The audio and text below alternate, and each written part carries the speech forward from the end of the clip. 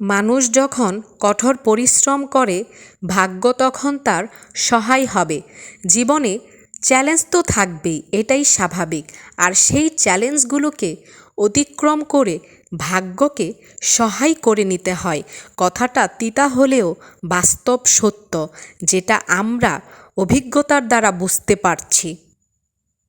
সব মানুষেরই স্বপ্ন থাকে, তবে খুব কম মানুষই আছে যারা কঠিন পরিশ্রমের মাধ্যমে স্বপ্নকে বাস্তবে রূপ দিতে পেরেছে। যদি আমি কিছু করে থাকি, তবে সেটা কেবল অধ্যবসায় আর ধৈর্যের মাধ্যমে।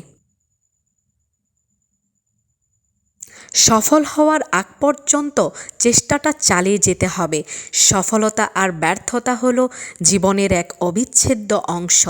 সব ভুলে কঠিন পরিশ্রম করে আমাদের এগিয়ে যেতে হবে। পরিশ্রমের সঙ্গে সফলতা নিশ্চিত হয়। পরিশ্রম করুন, প্রকৃত ফল আসবে ইনশাল্লাহ। ধন্যবাদ।